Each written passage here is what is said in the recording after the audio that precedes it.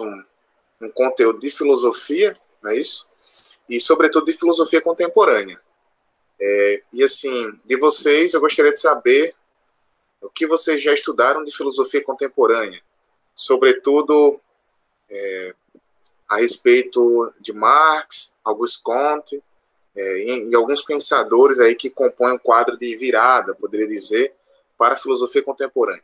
São filósofos modernos, mais no final da modernidade, mas que trazem questionamentos ou ensejos, né, que são fundamentais para a gente entender todo o percurso que a contemporaneidade irá seguir. Né? Ou seja, eles trarão questões que serão fio condutor, né, para todo o percurso da filosofia contemporânea. Filosofia que nós, no momento atual, que nos encontramos do pensamento filosófico.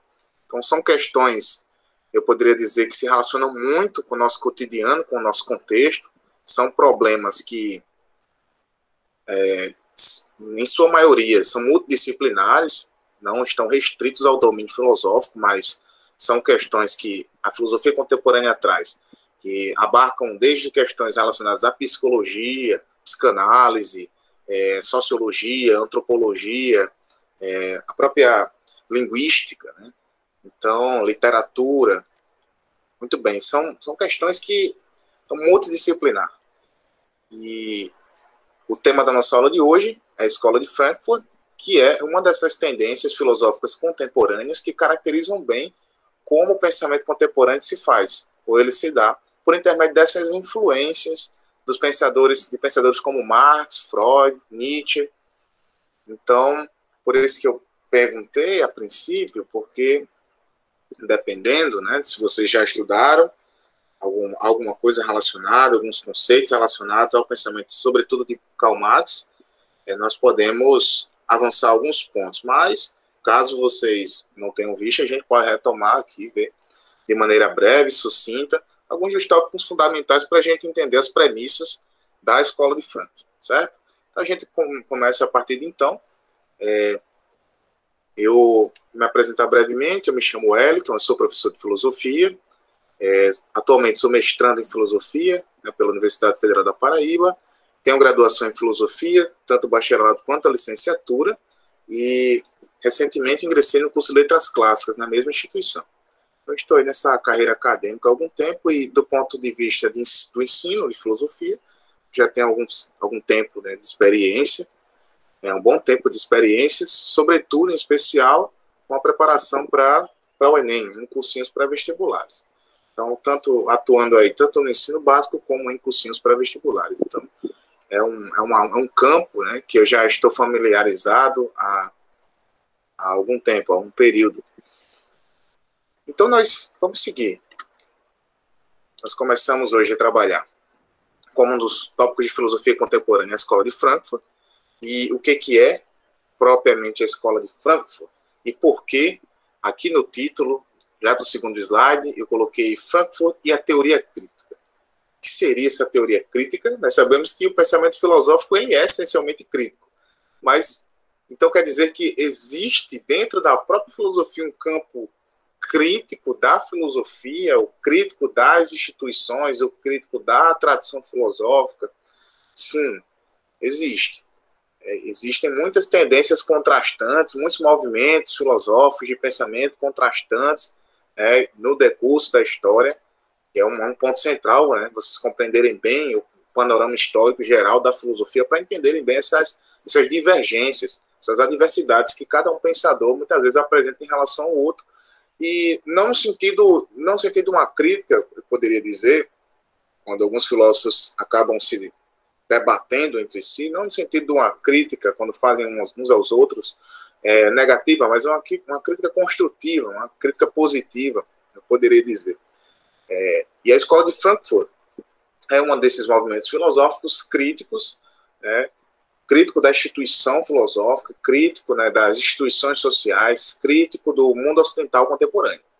Então, eu poderia dizer, eles trazem um aprofundamento, traz um aprofundamento de questões que, para pensadores anteriores, talvez não fosse possível pensar, já que eles estão, de certo modo, num ponto, eles partem de um lugar comum, que é o século XX, e que é todas as situações e todos os acontecimentos pertencentes a esse momento histórico. Sobretudo a grande decepção, a grande angústia em que as pessoas se veem, em que parte desses pensadores se veem, em meio às duas grandes guerras mundiais que ocorrem nesse contexto, do século XX. Então, nós temos a Primeira e a Segunda Guerra Mundial, o que seria impensável em séculos anteriores, haja vista que pensava-se que a ciência traria um progresso que acarretaria uma convivência pacífica, harmônica e uma civilização em que não se houvesse injustiças sociais, fosse gradativamente se aplacando as barbáries e violências, e aí, quando nós chegamos no século XX, nós somos afligidos, né, por esses infortúnios. Então, os problemas sociais não acabam, as injustiças sociais se perpetuam e surgem tendências políticas, surgem questões político-sociais que são bastante preocupantes e que vão causar eu poderia dizer, uma destruição imensa, né, no patrimônio que até então tinha se construído, no patrimônio civilizacional que até então tinha se investido, e esse patrimônio civilizacional, né, do Ocidente, ele foi calcado, eu estava, eu poderia dizer, apoiado no que nós chamamos de razão, a partir do movimento iluminista, movimento do enciclopedismo, do iluminismo, as evoluções políticas, né, as evoluções burguesas, trouxeram uma série de avanços políticos sociais. Então, com a Revolução Francesa, a gente tem a Declaração dos Direitos do Homem e do Cidadão, que é um avanço do ponto de vista de uma política progressista, de uma política democrática, uma perspectiva política mais democrática, de participação popular, do povo, né, onde as pessoas voltariam a ter voz nesse cenário, no cenário de decisões. Então, o que, por volta do século XVIII, século XIX, acontece, eu poderia dizer que foi apagado, acabou sendo soterrado, né, pelos acontecimentos posteriores. O século XX mostra que precisaríamos ainda rever todo o comportamento, toda perspectiva, sobretudo ética humana. Então, esses pensadores que marcam o século XX são pensadores preocupados com questões éticas, questões políticas, mas também com questões epistemológicas, haja vista que a ciência, né, que a priori é tida como detentor ou aquela capaz, responsável por nos trazer benefícios, apenas benefícios, progresso, como ele foi colocado pelo positivismo, e aí, se vocês viram Auguste Comte, vocês entendem bem. Então, seria responsável por trazer todos os benefícios, curar o corpo social, fazer com que ele caminhasse rumo ao progresso, ao desenvolvimento, né, a um desenvolvimento cada vez maior, um melhoramento social. E vimos que ela foi utilizada para muitas coisas boas, sim, mas também para muita coisa ruim, para muita coisa má. Então, o mau uso da ciência, sobretudo da técnica. Nós fizemos o uso que nós fizemos da técnica científica, e aí quando falo de técnica, eu falo em tecnologia, ou sobretudo o uso que fizemos de certos recursos tecnológicos mostraram que os seres humanos talvez não estivessem totalmente certos do seu destino quando pensaram, a partir do iluminismo, que somente a razão como ponto central, como tema central, ela poderia nos livrar de todas as adversidades, né, do ponto de vista tanto existencial como social, político, e etc. Cultural. Muito bem. Então, a teoria crítica, a escola de Frankfurt, né, ela sobretudo a escola de Frankfurt, é uma escola que surge, né, na Alemanha, chamado de Instituto de Pesquisa Social, exatamente na Universidade de Frankfurt, Alemanha. Então, ela surge como a reunião, aí, uma célula de um grupo de pesquisadores, tá, de orientação marxista, daí também a importância de entendermos alguns conceitos de Marx, e muitos deles lerão Marx e trarão o pensamento de Marx reverberar nos seus escritos também. Então, esses autores têm muita influência do pensamento marxista, trazem alguns conceitos fundamentais do pensamento de Marx, sobretudo Marx filósofo. Então, o conceito de materialismo histórico. Então, é um conceito fundamental para entendermos aqui as questões relativas à escola de Frankfurt. Então, eles, então, por terem, né, essa grande ligação com o pensamento de Marx, claro que se preocuparão, e aí nós sabemos que Marx é um filósofo bem autêntico, no sentido que ele traz a filosofia para pensar o campo prático, pensar o campo econômico, pensar o campo histórico, né, cultural, social. Então, ele poderia dizer, convoca a filosofia, né, para pensar as grandes questões e problemas que a humanidade enfrenta do ponto de vista histórico, histórico, econômico, social e político. Então, Marx é um filósofo político, é um filósofo que traz, né, uma filosofia política, e os pensadores de Frankfurt terão, né, também essa mesma perspectiva, certo? Eles também trarão as questões filosóficas, certo? Os métodos, ou método filosófico, para estudar os fenômenos sociais, né, de sua época, que é o século XX. Como eu já falei, Deus marcará bastante pelos acontecimentos, muitos acontecimentos trágicos que estarão por vir, que já aconteceram na época de alguns deles. Pô, imagem interessante, eu trouxe a ilustração, e exatamente, né, para vocês entenderem, a escola de Frankfurt, não como um circuito fechado em um pensador, dois, não, mas é uma variedade de pensadores que fizeram parte, que compuseram a escola de Frankfurt. Inclusive pensadores que que eu poderia dizer, não estavam totalmente de acordo uns com os outros. Então isso não quer dizer também que a gente tem eu poderia dizer, homogeneidade intelectual na escola de Frankfurt. Não, a escola de Frankfurt era bastante diversificada, cada autor, a partir das suas influências, suas reflexões, né, da autonomia do seu pensamento, vai trazer ponderações, considerações sobre as questões sociais, sobre as questões históricas, culturais e filosóficas de sua época. Então, cada um, ao seu modo, vai trazer contribuições para o campo da filosofia. Então, os estudos, mas aí temos pontos comuns, é claro. Pontos comuns são questões chaves que todos tocam, de alguma forma. É que eles se posicionam, em teoria crítica, porque se posicionam criticamente, né, em relação ao capitalismo, ao avanço do positivismo, do consumismo e do determinismo, né? Então é assim que ficamos ou conhecemos a teoria crítica, como essa teoria ou esses filósofos, essa corrente de pensamento, de pensadores, esse grupo de pensadores que, embora tenham suas particularidades, compactuam, né, do interesse por temas relacionados aos fenômenos sociais, às questões sociais, e eles são teóricos críticos porque eles aprofundam, né, fazem uma crítica complexa, uma crítica profunda à sociedade capitalista, ao mundo capitalista, mundo esse que tem fortes premissas do positivismo e que agora vive uma época de emergência do consumismo. Então, os impactos dessa tendência comportamental, desse novo comportamento social, né, esse tecido social está se comportando de uma forma diferente, e isso chamará a atenção, isso, como eu poderia dizer, capturará os olhares de todos os frankfurtianos. No caso, nós temos alguns pensadores, tá, que são referências já para nós conhecemos bastante, aliás, o Enem gosta muito deles. Então, Habermas é um desses pensadores contemporâneos, né, que também são considerados um dos últimos pensadores relativos à escola de Frankfurt.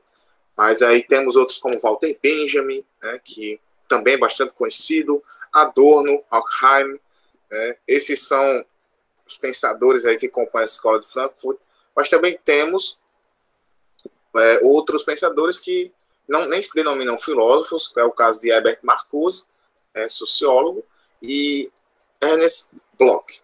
E aí são pensadores que estão aí também, mesmo que periféricos, mas compondo esse panorama geral, poderia dizer, panorama geral da filosofia produzida pela escola de Frankfurt, da reflexão crítica, da teoria desenvolvida pela escola de Frankfurt, que é uma teoria crítica que vai trazer essas questões, vai problematizar ainda mais as questões relacionadas ao mundo do capitalismo, ao tecido social que é visto agora por eles. como o tecido social está se comportando, quais são as ideias e os valores que predominam nessa nova sociedade, essa sociedade contemporânea, que é fruto da modernidade.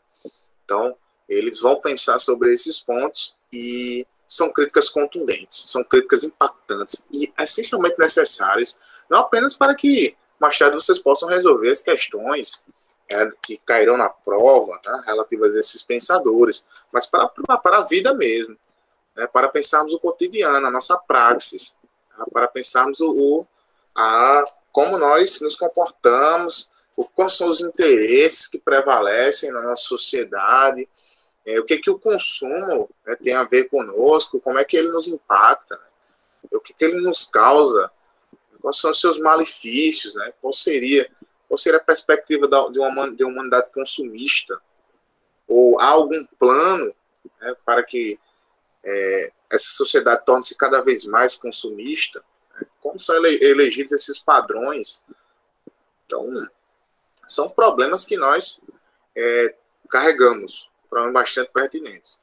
Bom, então, como eu falei, os pensadores aí também são pensadores multidisciplinares, tá? Então, são equipes aí de pensadores multidisciplinares, são desde psicólogos, psicanalistas, sociólogos, filósofos e críticos literários, artistas, então, músicos, né? Artistas.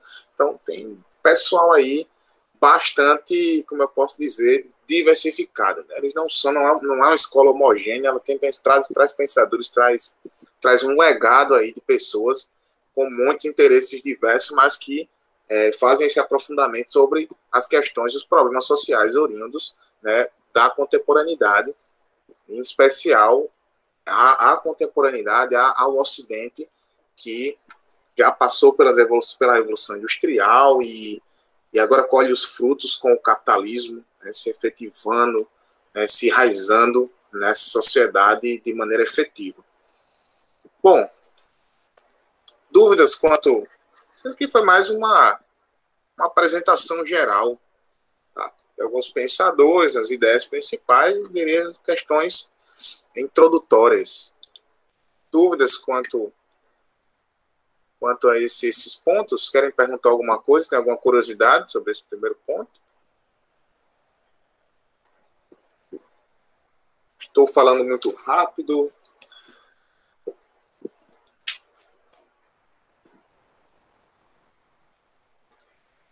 Bom, se vocês não tiverem nenhum problema, a gente dá seguimento. Certo, então vamos lá. Então vamos ao primeiro filósofo aí, da Escola de Frankfurt. Então é Walter Benjamin. Em Walter Benjamin, eu trouxe como unidade temática para trabalhar o pensamento de Benjamin a ideia de arte e técnica. Nós veremos por que esses dois termos, esses dois conceitos fazem tanto sentido dentro do conjunto da sua obra. Uma curiosidade é que Benjamin, ele não foi efetivamente um membro da Escola de Frankfurt, tá? Mas ele foi uma grande inspiração para todos os grupos. Então, podemos dizer que ele é um preceptor, né, para os frankfurtianos. Então, ele traz alguns ensejos, alguns questionamentos, interrogações que vão balizar o pensamento dos posteriores, e aí que serão, né, notadamente, aqueles que comporão a Escola de Frankfurt. Mas Walter Benjamin é um pensador que nasce aí entre o século XIX, final do século XIX, início do século XX, e é uma grande inspiração, tá certo, para o grupo da Escola de Frankfurt. Ele é de origem judaica, e, infelizmente, tristemente, ele acabou se suicidando em 1940 numa tentativa de fuga da perseguição nazista. Então, o forte antissemitismo, né, do nazismo fez com que Benjamin precisasse se refugiar, fugir, e, infelizmente, perdemos um grande pensador, uma grande mente, um grande filósofo,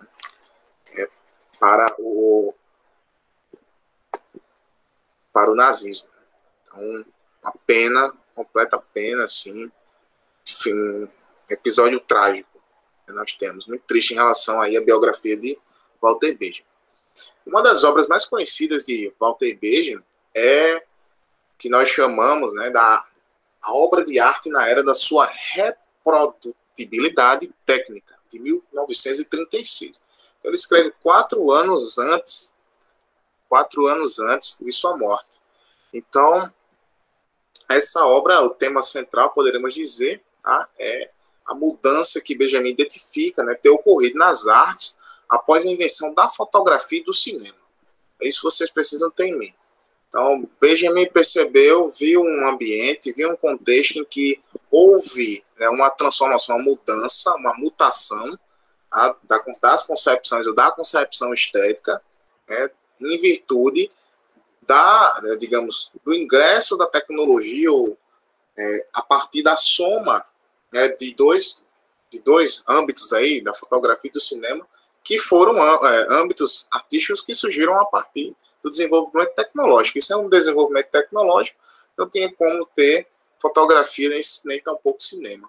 Então, esses dois âmbitos artísticos, eles surgem e, para Benjamin, eles impactam profundamente a concepção artística e estética de sua época.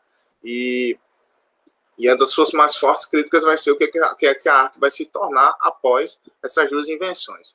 Então, de fato, o Benjamin ele vai se apegar nesses dois objetos para explicar, né, porque eles simbolizam tanto essa perspectiva de mutação na concepção ou nas concepções artísticas da época, certo? E é porque reprodução técnica você sempre associa e vincula a tecnológica. Então, podemos pensar que a arte na sua era de reprodução tecnológica, né? Então, o que é a tecnologia? Como é que a tecnologia ela impacta no campo artístico, no campo estético? Então, para ele, com a invenção da fotografia e do cinema, a arte não precisava mais, e aí vejam, isso é uma ruptura muito, muito profunda, que com a invenção desses dois instrumentos, né, a arte não precisava mais reproduzir fielmente a realidade. Fato que abriu caminho para o surgimento de diversos movimentos artísticos em que a forma dos objetos retratados não possuía verossimilhança com o real. Então, a arte ela deixa de ter como compromisso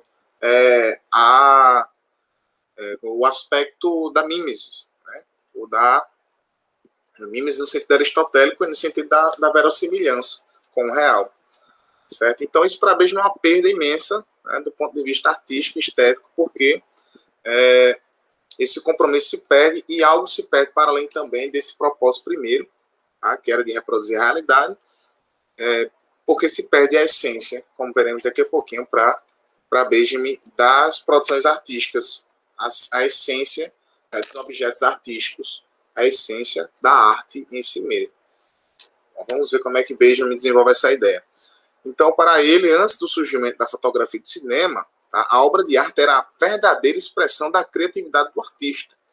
Então, era a expressão da poiesis, né, então, sendo única, pois não haveria outra igual, autêntica e original. Então, antes dessas duas invenções, o poeta, né, com a sua genialidade, ele expressava para o mundo, né, os seus, como eu poderia dizer, expressava ou externava, né, aquela sua visão, né, sua imagem do mundo. O que vai ser diferente para Benjamin com a invenção da fotografia e do cinema, com esses dois âmbitos artísticos, né, porque nós teremos aí uma inversão, é como se a arte deixaria de ser autêntica ou não precisasse ser mais autêntica, já que esses dois âmbitos eles romperiam com essa ideia, com essa perspectiva, ou tornariam essa ideia ultrapassada, obsoleta. Então, por essa razão, tá, ela adquiriu um status de raridade, ou seja, por ser expressão original do artista, no caso da poesia, pela poesia ser uma obra original, uma obra autêntica, uma obra proveniente, né, do espírito do gênio, né, da genialidade artística, só um momentinho, gente. Voltando. Então, por essa obra ser produto dessa essência artística, tá certo? Ela tem muito mais valor do que a arte produzida posteriormente, né? Essa arte produzida mediada por instrumentos tecnológicos. Então, o ingresso das tecnologias no campo artístico vai causar um enfraquecimento da essência da arte, segundo Benjamin. Então, essa é a ideia. Por quê? Porque passa a ser não mais necessário que o artista seja essa pessoa, né, que tem em si mesmo uma visão original, autêntica a respeito da realidade e que busca, a partir da sua visão, dessa imagem que tem a respeito da realidade, produzir sua arte e aí com isso dialogar com a subjetividade daqueles que contemplam, daqueles que admiram seu determinado artefato artístico. Então, essa é a ideia de Benjamin, né? Então, com a chegada da tecnologia no campo artístico, esse valor do artista e da obra de arte irão se decompor, irão se diluir. Então, para ele, a obra de arte tinha uma aura, o que eu falei para vocês, tinha sua essência, né? Tinha esse valor quase que supraterreno, né? Porque ela era única, original e autêntica. E é por isso que ela era colocada num pedestal, né? Por isso que a arte era tão admirada e cultuada, tão contemplada. Agora, quando a arte perde essa aura que eu falei para vocês, essa essência, tá? No sentido que eu acabei de dizer, então, agora é muito mais fácil eu reproduzir, eu copiar, eu criar massivamente obras de arte. Então, dá um exemplo. Uma música, né? Eu pensei numa composição do século XII, né, depois de Cristo, século XIII, né, as composições clássicas. Pensem nas produções literárias, né, da era clássica, produções literárias clássicas. Então, vamos pensar desse ponto de vista. Quando eu descaracterizo a arte, retiro a essência, né, desse tipo de produção, quando eu retiro o valor que aquilo tinha, no sentido de que aquilo era único, autêntico e era uma expressão, né, totalmente essencial, né, daquilo que o poeta estava a ensejar, né? O poeta, ele imaginava, tinha aquela imagem, aquela genialidade, e a partir disso ele expressava, externava aquilo para o mundo. Agora, já que eu não tenho mais essa visão, essa perspectiva, não enxergo mais a arte como isso tão imenso, né, tão grande, eu posso simplesmente criar, né, copiar, e isso é muito mais, como eu posso dizer, eu posso quantificar, né, já que não há essa qualidade, já que não há essa, digamos, uma visão, né, a visão que se estabeleceu na época, não há essa obrigatoriedade toda, né, de a arte ser propriamente, para ser considerada arte, um produto original. Então, eu posso criar uma série de produtos artísticos. Então, eu posso produzir arte massivamente. Então, eu não preciso esperar um ano para escrever um bom livro de poesia. Eu não preciso passar um ano para fazer uma composição. O poeta ele não necessita mais daquele tempo necessário, que muitas vezes é um tempo de reclusão que o poeta tem, né, quando ele está em reclusão, e aí ele passa a produzir ali, no seu campo artístico, né, a sua grande obra. Então, eu não preciso mais disso. A arte agora pode ser massificada. Massificada em que sentido? Já que ela não é tão especial, eu posso fazer uma série de réplicas. Então, por isso que é reprodução técnica. Porque a tecnologia possibilita agora, o ingresso da tecnologia no campo artístico fez com que a aura, né, da arte, a essência da arte se perdesse, se esvaísse, de acordo com Benjamin, ela deixou de ser autêntica e única, e tornasse-se massificada. Então, eu posso agora, já que eu não tenho esse critério, não preciso ser tão criterioso para criar uma determinada obra, eu posso copiar quantas eu quiser, eu posso reproduzir quantas eu quiser, no momento que eu quiser. Em especial porque agora eu tenho recursos suficientes para tal. Então, eu tenho recursos suficientes para isso. Eu posso escrever um livro de poesia e já tenho uma imprensa, já tenho meios, já tenho ferramentas e instrumentos para fazer, sei lá, 100 milhões de cópias, 100 milhões de exemplares e distribuir e vender. Né? Agora nem distribuir. A questão aqui é vender. Porque, então, agora eu posso ter lucro com a arte. Né? Posso ter lucro. Uma composição que saía a cada um ano não gerava lucro, mas uma músicas que são produzidas a cada um dia, a cada semana, a cada 2 semanas e estão na mídia e chegam ao público e que as pessoas têm contato, por conseguir consomem, né, esse tipo de material, esse tipo de arte, é muito mais rentável. É muito mais rentável. Sobretudo porque ela é substituível, né? Então, essa arte, né, de que fala, essa arte sem valor, essa arte sem hora de que fala Benjamin, exatamente porque a arte ela pode ser substituída. Ela não é mais uma obra-prima, uma obra única, não. Ela é uma dentre outras mil, dentre outras tantas. O seu livro de poesia, de poemas, é um livro dentre milhões de livros de poemas.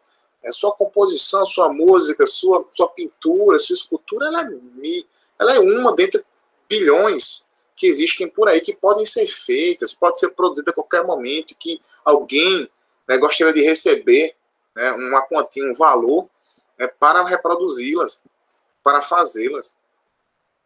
Então, essa pessoa não precisa ser considerada artista, se ver como artista, basta que ela tenha técnica. Basta que ela tenha técnica. Ela não precisa ter mais a essência de artista, como era antes, né? Basta que ela tenha técnica, basta que ela tenha os instrumentos necessários para a produção dessa arte. Então, essa é a grande crítica de Benjamin, tá? Então, a arte, né, ela se torna uma mercadoria, um objeto de consumo, tá? Mas ela só se torna um objeto de consumo, isso só é possível, tá? Ela se torna um objeto de consumo porque, a partir da invenção da fotografia e o surgimento do cinema, tá? Nós temos que a técnica mostra, né, que essa autenticidade das obras de arte não é mais interessante, né? Ela acaba diluindo. As invenções acabam diluindo a aura, né, tanto da obra como do artista, a originalidade de ambos. Então, assim, agora posso não ter mais esse pudor todo em relação a criar obras. Eu posso quantificar, criar 1000 composições, eu posso criar 1000 pinturas, 2000, o que importa é que se tenha, né? Não importa quem, quando, em que circunstância isso foi produzido, mas o importante é que se tenha, que se produza, e que se tenha ferramentas mesmo para se produzir, e a tecnologia fornece bem esses meios e ferramentas para se produzir objetos artísticos. Então, é assim que Benjamin enxerga aqui agora. Então, a arte não serve mais, não se trata mais de uma arte em si mesma, não se trata mais de uma arte crítica, com potencial crítico, mas ela se perdeu a sua aura, a sua essência, e se tornou um objeto de consumo, né, que agrada num determinado momento, e daqui a uma semana desagrada, e logo é substituído como um produto numa prateleira. Produto. Uma concepção de arte impensável, se nós pensarmos, por exemplo, nos gregos, né, na civilização grega, que é uma civilização, uma das alportes aí para a nossa civilização ocidental, para o nosso ocidente. Então, vamos pensar na civilização greco-romana, né? Nem pensável, né, tratar a arte como uma mercadoria, né, como um produto, né, que pode ser facilmente substituído. Você pega os artistas do Renascimento, impensável, impossível, né? Então, comparando aí as composições antigas, comparando essas composições de hoje, mudam a música. A visão de Benjamin é essa. É isso que explica, por exemplo, você ter, dentro de um ano, artistas que em janeiro fazem sucesso, em fevereiro já não fazem mais sucesso, e aí, em março, eles podem trazer um hit novo, fazer sucesso, como também podem desaparecer completamente da mídia, e aí surgem outros artistas. Afinal, nós não admiramos o artista pela sua competência e genialidade? Por que ele desaparece? Porque simplesmente sua obra para de ser contemplada pelo público, para de receber admiração e prestígio. Por que isso acontece? Então, isso demonstra que nós não admiramos mais a arte pela sua essência, mas, em si, nós consumimos arte como um objeto, e quando nos cansamos dela, nós trocamos a prateleira, nós pegamos outra na prateleira. É assim que acontece nas grandes instituições, assim que a indústria, e aí a gente vai chegar nesse ponto, é assim que a indústria cultural procede. Existe uma indústria cultural existe um financiamento, existe muitos recursos financeiros, econômicos envolvidos nisso, porque é muito rentável, porque é um mercado artístico. Mas eu entendo, tá? Entendo. Não se trata aqui de uma condenação àquele que Benjamin não está fazendo a condenação àquele que sobrevive, tá? Que sobrevive da arte, né? Uma pessoa que se sustenta por meio do talento que tem, das habilidades que desenvolveu, seja com o instrumento, com a voz, e que sobrevive, ou pintando, desenhando, e que sobrevive daquilo. Mas a gente está falando de uma produção massiva, em larga escala. A gente está falando de grandes produtoras, a gente está falando do mercado, de indústrias. Indústrias da música, indústrias da moda, né? Então, indústrias cinematográficas. Então, uma indústria da arte. É isso que o Benjamin está criticando. Essa indústria só é viável, só é possível porque nós esvaímos a arte da sua essência, né? Então, já ouviram aquela palavra, um bom livro, né? Um bom livro, uma boa música, deve ser ouvida mais que uma vez, com certeza, muito mais que uma vez. Não se lê um bom livro apenas uma vez, se lê várias vezes. Se a gente tem como exemplo os Lusíadas de Camões, grandes clássicos, né? A Ilíada, né, de Homero, Ilíada, a Odisseia de Homero, Metamorfoses de Ovídio, enfim, a Eneida de Eneida, entre os clássicos, né? A gente pode citar vários clássicos nacionais, como José Lins do Rego, Usina, Fogo Morto, Menino de Engenho, que são grandes obras. Obras como aquela não são feitas, o Eu de Augusto dos Anjos, não são obras para serem contempladas uma única vez. Aquela obra possui uma essência que é atemporal, né? Independentemente do tempo, do espaço que nos encontremos, o seu valor está ali, poderosíssimo, ainda permanece. Nós sabemos disso. A questão é que hoje nós sabemos que nem todas as obras são produzidas ou são tidas dessa forma. Porque é um mercado. É um mercado em que muda também o gosto. Muda também como nós aprendemos a gostar de determinadas coisas e de outras não. Isso é a grande crítica de Benjamin. Tá certo? Ficou claro? Eu trouxe esses exemplos para vocês, assim, para a gente tentar, né, fazer uma imagem concreta, né, disso que está sendo colocado. Então tá tranquilo, tá tudo ok. Podemos avançar de Benjamin. Então, por que arte, né? Porque ele critica a arte na era tecnológica, porque a arte perdeu sua aura, sua essência, tá certo? Perdeu sua essência, tornando-se um mero objeto de prateleira, um mero objeto de consumo e que pode ser facilmente substituído. Não tem mais um valor essencial. Tá tranquilo, pessoal? Podemos avançar? Ok, valeu. Então, eu demorei mais um pouco em Benjamin, porque é o primeiro contato com essa concepção crítica, né? Com essa concepção crítica da arte. E aí nós chegamos agora em dois pensadores que aí sim, né, são pensadores da escola de Frankfurt. Se Benjamin foi o filósofo preceptor, esses são os que acompanharam o seu legado. Então nós temos dois grandes nomes também da filosofia, que é Adorno e Horkheim. Então Theodor Adorno, né, ele nasce em 1903, né, e falece em 1969, sendo filósofo, sociólogo, músico também. E escreveu uma grandiosa obra, um clássico da filosofia chamado Dialética do Esclarecimento, e alguns colegas costumam brincar que é Dialética do Esclarecimento, mas gostaria muito que alguém esclarecesse, né? Gostaria muito que alguém esclarecesse qual o conteúdo do livro, porque então é uma brincadeira, tá? Claro que a gente sabe, a gente pode conhecer, pode compreender as ideias de Adorno e de Horkheim, já que é uma obra escrita em conjunto, mas fala-se assim, costuma-se brincar assim, porque esses pensadores, o Adorno e o Horkheim, eles são muito cuidadosos, né? Muito cuidadosos. A escrita é uma escrita muito sofisticada, é uma escrita bastante sofisticada. Então eles fazem jus à tradição. Eles fazem jus à sua tradição. São grandes escritores. Né?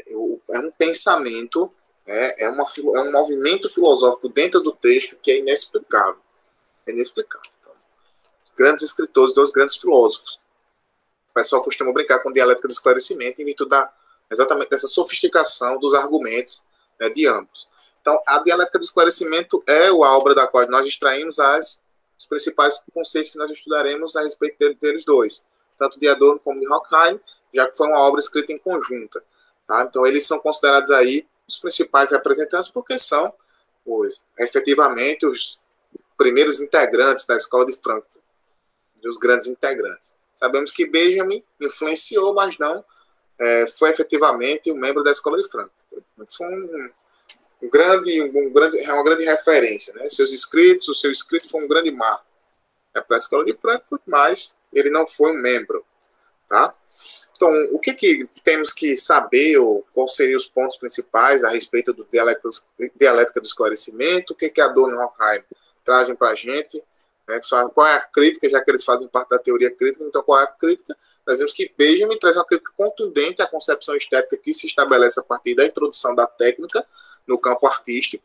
Vamos ver, então, qual a crítica, se eles concordam ou não com essa noção, com essa visão do Benjamin. Então, ambos, né, afirmam que a razão, e aí já partimos agora para um campo epistemológico, eles dizem que a razão, conforme pensada pelos iluministas, culminou em um fracasso, né, um fracasso no século XX. E aí nós temos, como eu citei para vocês no início da aula, as grandes barbáries ocorridas nas duas grandes guerras mundiais, em que a ciência e a tecnologia foram usadas contra a humanidade, ou seja, para o mal. Então, o mau uso da ciência, o mau uso da técnica, o mau uso da razão. Provou-se que a razão é poderosa, mas ela é poderosa tanto para o bem quanto para o mal. É por isso que ela nunca pode estar dissociada de uma compreensão ética, né, de uma compreensão de valores. Então, às vezes as pessoas questionam, mas por que filosofia, por que sociologia, por que antropologia? Bom, porque num curso de, engenharia química, engenharia elétrica, se você está fazendo um curso desse na universidade, você vai se deparar com alguma disciplina que traga alguma temática das ciências humanas. Porque essa responsabilidade, né, ela surge a partir dessa grande decepção com a razão. Né? A razão se mostrou por ela mesma insuficiente para trazer somente benefícios, porque ela trouxe também grandes barbáries, que se instaurou, né, uma crise completa dessa razão como sendo totalmente boa. Ela se mostrou uma moeda de dois lados e que aquele que a utiliza deve ter, sobretudo, uma grande responsabilidade e nunca deve fazer uso dela, da razão, da ciência ou da técnica, destituída de valores, destituída de princípios éticos, princípios balizadores, né, do comportamento que tende, né, ao bem-estar humano, social. Então não podemos mais pensar, né, ter essa visão de que somente essa é uma visão do positivismo, que devemos investir nas ciências técnicas, né, devemos investir nas ciências naturais, e a partir disso esses técnicos da sociedade curariam o corpo social para que o corpo social continuasse a se desenvolver. Essa visão foi totalmente derrubada, foi totalmente ofuscada pelos terríveis acontecimentos que marcaram o século XX. Tá? Então, assim, eu não vou entrar em detalhes, mas você vê a criação de bombas, de armas, né, indústria bélica, você vê como a ciência ela estava a serviço, né, desses interesses. É absurdo. Absurdo. Pensar assim, realmente. Então, com conhecimento, nós podemos tanto promover a vida, né, como também provamos que, com o conhecimento, com a ciência, nós temos um grande potencial para promover a morte. Então, a tecnologia da morte, né, foi instituída.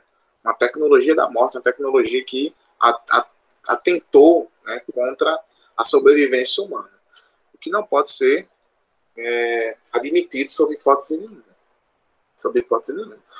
Então, seguindo aqui, esse panorama trágico, esse panorama do século XX vai fazer com que Adorno e Horkheim façam duras críticas à razão ou à concepção de razão que se estabeleceu no Ocidente contemporâneo. E ele, tá certo, vai falar que a razão ela foi utilizada como instrumento de dominação.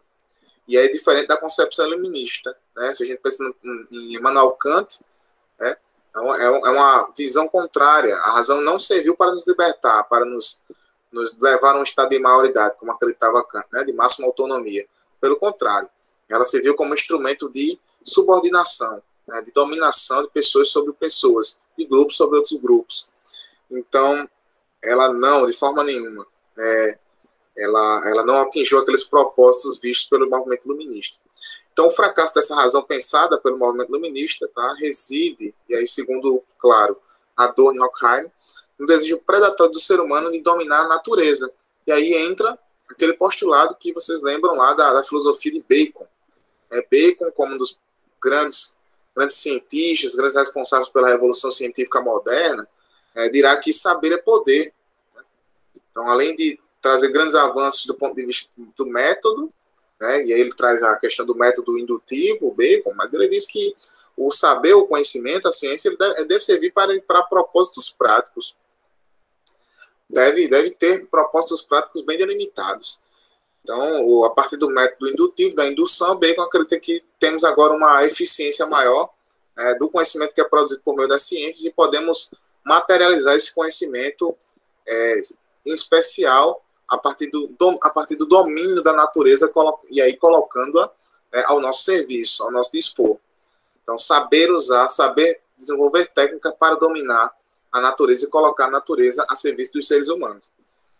Só que a época de Bacon, é claro que isso não assumia, ou então não tinha, né, as ideias, o pensamento, a noção do que poderia acontecer. Bacon está empolgado, está num momento de empolgação, é um grande momento da filosofia, da ciência, de modo geral, e Bacon talvez não imaginasse, né, o impacto que essa sua expressão poderia causar. Então, saber é poder, e aí isso torna uma espécie de ambição desenfreada, exacerbada, exagerada, e que o ser humano não consegue controlar. E aí tem muito poder nas mãos, domina assim a natureza, coloca ao seu dispor, mas as consequências que virão a partir disso serão catastróficas. Completamente catastróficas. Bom, então, esse desencantamento do mundo produzido pelo esse entendimento que nós podemos e devemos dominar e colocar toda a natureza, né, ao nosso dispor, então nós temos que usar a razão como um instrumento, para colocar a natureza a nosso serviço, produz o que Adorno e Horkheim chamam de desencantamento do mundo. É como se víssemos agora um mundo quantificado. Então, é um mundo concreto, um mundo sem encantamento mesmo, né? Acho que a palavra é essa, não tem outro termo. Um mundo sem energia. É um mundo de artefatos concretos, de coisas concretas.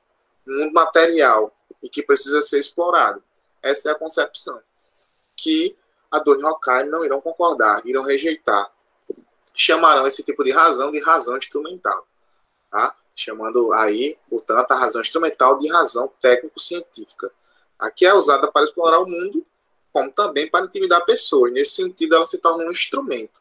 Daí, a origem do termo razão instrumental, que é a razão como um instrumento de quê? De dominação, ou da natureza de outros povos e grupos. Então, a razão está sendo usada aí para propósitos não positivos, não construtivos. São propósitos construtivos. Por outro lado, Adorno e Horkheim percebe que permanece ainda a possibilidade de uma razão crítica. E essa razão crítica seria a postura, né, que se mantém um olhar crítico diante da relação entre ciência e cultura, no sentido de resistir à dominação pelo status quo. Então, pelo pensamento de massa, né, pela ideia das ideias de massa. Então, essa razão crítica ela também é responsável, né, por refletir sobre os conflitos e contradições. E mostra-se como uma grande questionadora. Conflitos e contradições da dinâmica da sociedade posta. O que Adorno e Horkheim enfatizam é que há um mundo criado, um mundo que foi criado a partir da razão instrumental. que foi usada aí como grande ferramenta, né, tanto de dominação da natureza como de pessoas sobre outras pessoas. Então, há alguém que detém esse poder, há grupos que detêm esse poder, há grupos que bem sabem usar a razão instrumental, que é a razão técnico-científica, e colocá-la a seu dispor, para dispor pessoas ou a própria natureza, né, aos seus interesses. Então, interesses e ambições, desejos que são exagerados, são ambições desenfreadas, desequilibradas, que não promovem, claro, não imaginam, de forma nenhuma, né, estão buscando promover um bem-estar coletivo, mas são propostas egóicas, são propostas para beneficiar-se a si mesmo. Muito bem. Dúvidas em relação à razão instrumental, razão técnico-científica, a razão que serve como instrumento, tá certo? Então, a razão, por exemplo, que serve para criar armas é a razão instrumental. Mas a razão crítica, por exemplo, a razão que nós usamos para questionar essa estrutura, para questionar as injustiças sociais. A razão crítica é aquela que usou Walter Benjamin para mostrar como a arte teria perdido seu valor, né, em sua época. Então, essa é a razão crítica, essa é uma grande esperança ainda, mantida por Adorno e Horkheim, de que há no ser humano ainda, há nas pessoas ainda, esse âmbito racional crítico porque está para além, né, da satisfação de desejos ou vontades, necessidades materiais, como é o caso da razão instrumental. Né? Tampouco a razão crítica ela é responsável por fomentar a subordinação, a perpetuação de condicionamentos históricos entre os povos, de povos sobre outros povos. Certo, gente? Então, a razão questionadora, a razão crítica, que nos faz ficar perplexo mediante a vista das injustiças, das calamidades que nós vemos e produzir uma resposta também. Conseguir produzir uma resposta e pensar no mundo melhor, encontrar formas e propor, né? Sempre algo melhor. Então, tudo certo aqui, podemos passar. Dúvidas em relação à razão instrumental, a razão crítica? Eu vou ser bem mais breve agora, acho que a gente só tem até 9h10. Eu quero ver se consigo resolver uma questão com vocês ainda. Tá tranquilo? Certo, então vamos passando. Outro conceito importantíssimo, né, para além de razão instrumental, razão crítica, elaboradas aí por Adorno e Horkheim, pertencentes à Escola de Frankfurt, é o conceito de indústria cultural, que também está na obra Dialética do Esclarecimento. Então, esse conceito, né, ele foi criado, foi produzido, né, para se referir à arte na era do capitalismo industrial. E aí é um pensamento claramente influenciado, né, por Benjamin, pela obra de Benjamin. Certo? Então, para Adorno e Horkheim, o papel da arte é adotar uma postura crítica com relação à sociedade. Mas, e aí veja, o contexto contemporâneo, o seu respectivo contexto, o contexto dos dois, mostra, né, que empresários da indústria cultural neutralizaram essa característica fundamental ao transformarem em um produto comerciável e disseminador das ideologias dominantes. Então, vejam só. O que aconteceu com a arte? Né? A arte ela se tornou um produto que pode ser facilmente vendido. Pode ser facilmente vendido porque teve sua essência neutralizada. Certo? E aí, além, né, de se tornar facilmente vendida e rentável a arte, né, ou seja, um objeto do capitalismo, do capital, algo a mais para se comercializar, né, para se vender, para se obter lucro a partir dessas vendas, nós temos que esse tipo de arte agora, dissociada de essência, ela é disseminadora das ideologias dominantes, porque há um padrão. Há um padrão. Há certos critérios. Não são todos os tipos de expressões que são admitidas dentro dessa arte que é disseminada para a massa. Não é todo tipo de padrão, né, não é todo tipo de expressão que é aceito, né, pela indústria cultural, que é, digamos assim, impulsionada pela indústria cultural, motivada pela indústria cultural. Não, alguns são simplesmente solapados, soterrados, certo? Algumas expressões são simplesmente soterradas, algumas expressões artísticas e culturais, enquanto outras são colocadas, né, como sendo privilegiadas, né? Então você tem aí a formação de uma espécie de gosto, né? Você tem a formação de um gosto, você forma um gosto, um padrão de gosto nas pessoas e força essas pessoas a consumirem. Isso vai moldando, né, de certa forma, a percepção. As pessoas vão tendo sua percepção condicionada àquele tipo de padrão, de regra, né? Então, nós temos na música, tá? Nós temos na música. E aí, vejam, não é assim, não é simples. Isso não é muito simples, não. Por isso que eu estava dizendo assim, que a gente precisava nos aprofundar um pouco mais, mas vocês não conseguem entender um pouco mais as ideias de Marx, porque não é simples. Porque há todo um projeto, e aí, vejam, há todo um projeto cultural, social, econômico que está vinculado. E agora a arte, na época de Adorno e Horkheim, auxilia a disseminação desse projeto. É como se não precisasse mais, é como se não se necessitasse mais para que um povo obedecesse a determinados padrões, parâmetros, regras do uso explícito da violência. Não, a violência agora acontece em outro nível. A violência, por exemplo, acontece agora quando um determinado gosto musical, um determinado gênero musical é mais privilegiado que outro pela indústria cultural. E assim ele é imposto. E assim as pessoas estão condicionadas a consumir aquilo. E assim as pessoas esquecem, né, que a arte possui um valor para além do mero consumismo. Então, o que acontece aqui? As pessoas, ao passo que consomem esse produto, também acabam entrando, né, numa espécie de cárcere. Acabam sendo encarceradas por padrões elegidos pela indústria cultural. Então, você escuta o que essas pessoas querem. O que esses determinados grupos, né, dominantes, hegemônicos culturalmente querem. Então, nós não temos autonomia. Pensar na autonomia aqui, que nós decidimos o que gostamos, o que ouvimos, é se iludir. A visão de Adorno e Horkheim, como também já era a visão de Walter Benjamin. Não sei se ficou claro, mas vocês nunca pararam para pensar por que determinados gêneros de musicais no Brasil são mais, no Brasil e no mundo, são mais, ganham mais mídia, ou são mais requisitados que outros? Nunca pararam para pensar na razão. A razão está aqui colocada. Né? Esse tipo de produção, esse tipo de arte, né, no caso da música, esse tipo de música, ele atende aos critérios colocados pela indústria cultural, que, por sua vez, são critérios, né, primeiro critério de venda, tem que ser um produto facilmente comercializado, então, de entendimento fácil, né, tem que ser composições de entendimento fácil, como também que atenda a parâmetros, ou seja, que traga toda uma sociedade a seguir a ter comportamentos, né, desejados pelos grandes, eu posso dizer, os grandes detentores, né, dessa indústria cultural, que é produtora de gosto de massa.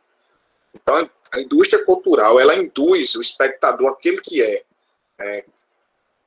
acaba sendo atingido por ela, né, ela induz a passividade. Então, você se torna condicionado. Essa ilustração é perfeita. Então, após uma temporada de 12 horas vendo televisão, consumindo esses produtos criados pela indústria cultural, é como se sua cabeça, né, sua consciência, né, ela estivesse presa. Né? Por mais que você queira ver outra forma de realidade, outras formas, né, de pensar a realidade, mas você só consegue ver uma, você só tem a imagem de uma. Você aprendeu a gostar de uma, você está condicionado, então você está completamente passivo. Tá? Está completamente passivo. E, por sua vez, isso manipula completamente os destinos das pessoas.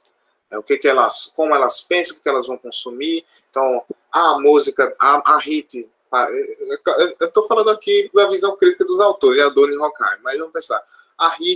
Hits para o carnaval, há hits para o São João, né? Há hits. Então, não se valoriza mais as artes populares.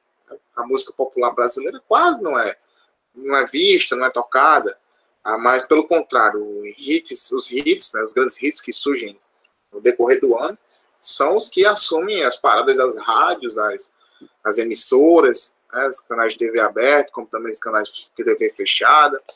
Então, essa narrativa, há uma narrativa, tá? Há uma narrativa. E é uma narrativa cruel, gente. É uma narrativa cruel. Porque retira completamente a nossa autonomia, nosso direito de escolha.